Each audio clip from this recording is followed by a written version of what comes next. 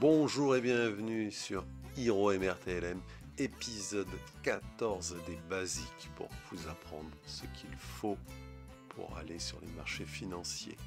L'épisode 14 est les erreurs à éviter en investissant.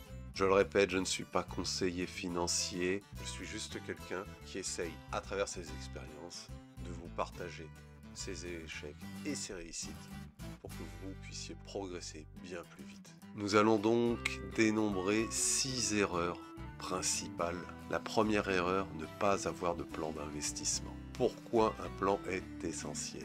Il est fréquent lorsqu'un débutant arrive, il a une certaine somme d'argent et il veut tout investir. Il rentre dans les domaines financiers et n'a vraiment pas programmé ce qu'il veut. Il n'a pas de plan pour le futur. Il n'a pas d'objectif financier réel. Il ne connaît pas sa résistance au risque. Il ne sait pas dans quel horizon de temps il veut aller. Comment éviter cette erreur? Simplement, créez un plan d'investissement clair et écrivez-le. Cela vous permet de le suivre et de voir si vous déviez de ce plan-là. Même lorsque les marchés dévissent, chutent brutalement. Dans votre plan, vous avez prévu qu'est-ce que je fais en cas de grosse hausse, qu'est-ce que je fais en cas de grosse baisse. Pourquoi en grosse hausse? Si vous avez atteint vos objectifs, je ne sais pas, d'atteindre plus 50% et qu'à 50% vous devez vendre, une fois que vous y êtes, vous vendez. C'est pas, ah ouais, mais je viens de faire 50%, autant que je fasse plus. Et c'est là, si ça rechute, vous en voudrez. Erreur numéro 2, je ne l'ai pas trop faite personnellement, c'est investir sans comprendre.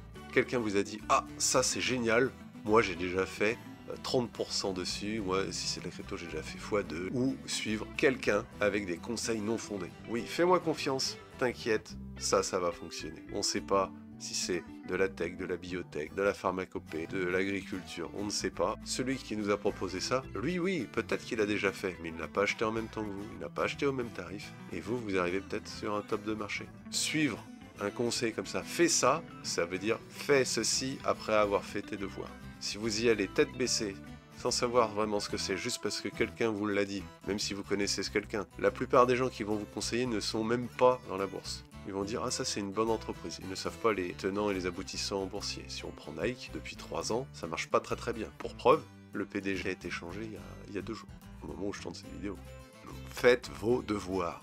Prenez le temps de comprendre ce que vous faisiez, dans quoi vous investissez. Des recherches sur l'entreprise, même des recherches historiques. Est-ce que l'entreprise existe depuis 1 siècle et demi, depuis 10 ans, depuis 6 mois? Est-ce que c'est une start-up? Est-ce que c'est une type grosse? Est-ce que c'est une value? Avant de mettre votre argent, parce que n'oubliez pas, c'est pas juste un chiffre, c'est votre argent. Ayez une bonne connaissance du sujet. Si vous travaillez dans un domaine, l'aéronautique, le médical, le bâtiment, dans ce domaine-là, mine de rien, vous en connaissez plus que tout le reste de la population réunie. Sur ce domaine-là où en général vous travaillez, vous avez un avantage compétitif. Vous êtes au courant, même à bas échelle, de certaines choses dans l'entreprise que les personnes en dehors de l'entreprise ne peuvent pas avoir. Si vous aimez bien le gaming, vous suivez peut-être les prochaines sorties de jeux vidéo. Vous savez que quand tel jeu AAA va sortir, il y a des chances qu'il fonctionne ou qu'il ne fonctionne pas. Une bonne connaissance réduit les risques et augmente fortement vos chances de succès. Troisième erreur, ce sera le manque de diversification. Vous avez commencé, et là vous êtes parti dans ce que vous connaissez. C'est très bien, comme on a dit par exemple le bâtiment. N'oubliez pas, et ça on l'a vu à l'épisode d'avant, l'épisode 13, si cet actif chute, vous perdez tout.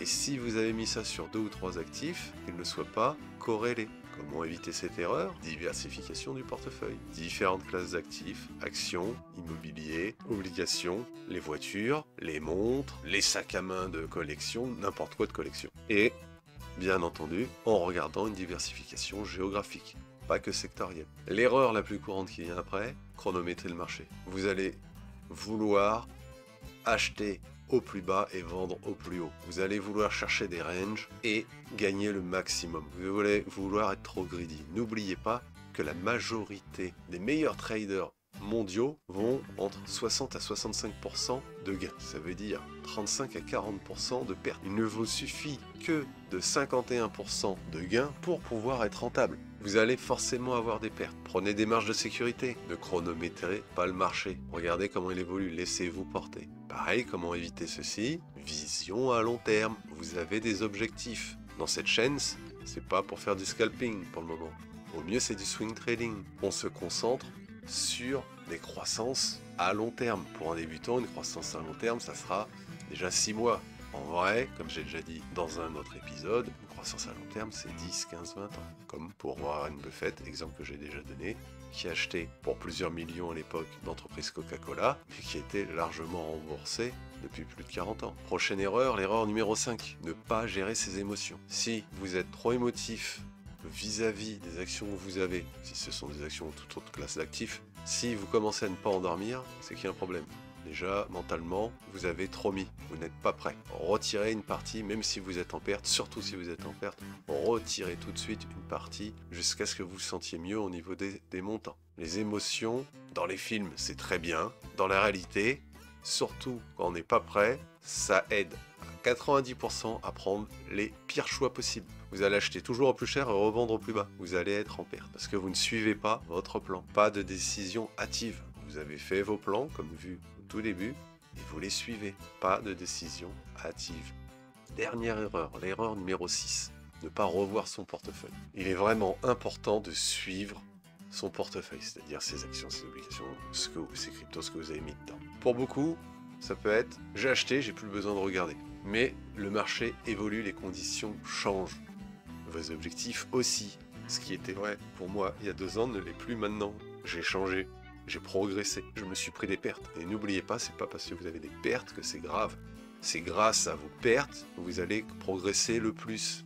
Par contre, le but c'est de savoir minimiser ces pertes. Comment éviter ça? Regardez régulièrement votre portefeuille. Ajoutez des actifs en fonction de vos objectifs du moment. Si vos objectifs ont changé, vous pouvez retirer.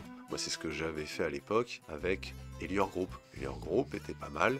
Après, il y a eu un changement. J'ai tout vendu. J'étais au neutre. Bah, tant pis, hein. Tant mieux même.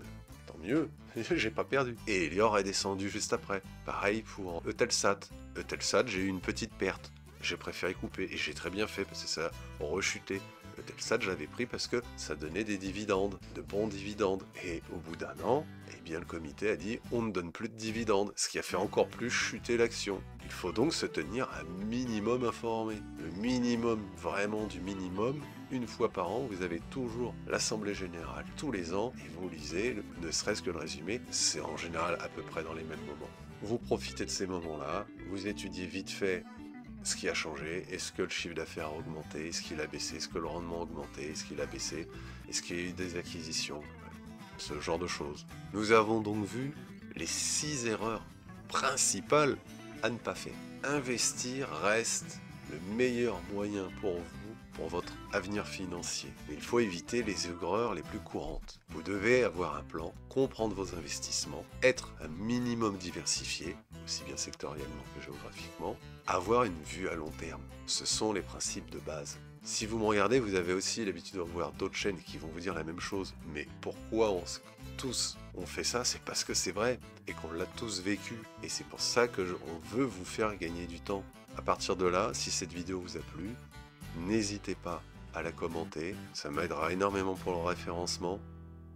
Voire laisser un pouce et, qui sait, le meilleur, le Graal, un abonnement. Je vous remercie énormément. À bientôt.